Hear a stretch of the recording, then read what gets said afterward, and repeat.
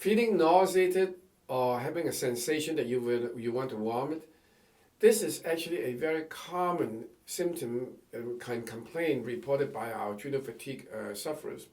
With me, I'm Dr. Lam. With me here is Dr. Carrie, our metabolic health coach, and we're going to talk about this very important topic today. First of all, what is the most important reason in people with adrenal fatigue that they feel nauseated or having a sensation to vomit? Well, a lot of our adrenal fatigue people, their whole systems are already slowed down. So that includes their GI system is also slowed down. And things might start backing up and food might not be processed very well. So if food gets stuck in the stomach, they just feel like, oh, it keeps coming up. They feel nauseated or they feel like wanting to vomit. So that's one of the reasons why adrenal fatigue people can feel that nausea.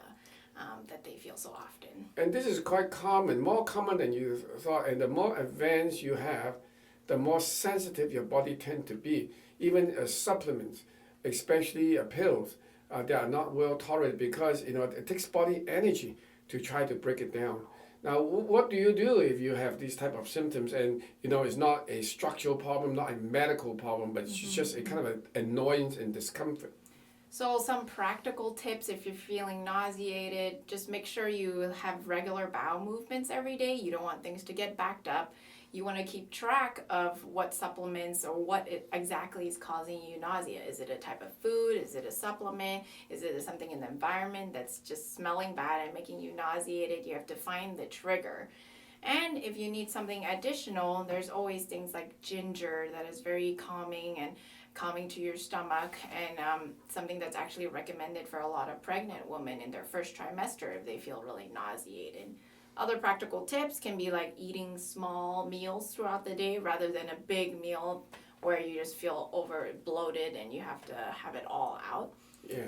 Well, ginger for advanced sufferers, you need to be a little bit more careful because if you have in addition to just discomfort, you actually have sensitivities, then you can actually have severe stomach that's not tolerance, resulting in even some pain. So just kind of titrate it, okay, slowly, okay? Mm-hmm. Another thing you could also try is peppermint. So when you feel like very nauseated, it's sometimes useful to smell something strong that clears your sinuses, and that's what peppermint can do for you as you just get rid of the nausea, or menthol or something to distract your nasal nares and help with that nausea would be helpful too. Yeah.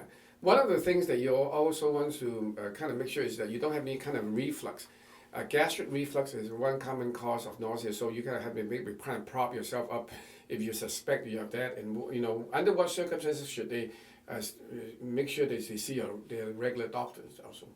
Well, I mean, if you're definitely vomiting without it going away, if you have any blood in your vomit, definitely go see your doctor. Or if your nausea is uncontrolled, even trying all these things and it's not helping, or if you're not pooping, those are all things that you need to go see your doctor for. Okay. Is it common to have pain associated with vomit? Not usually. I mean, it is very uncomfortable. No one wants to vomit. But if you do have abdominal pain, definitely go see your doctor. Yeah. Well, of course, if those who in the pregnancy age, you make sure that you're not pregnant if you're nauseated, okay?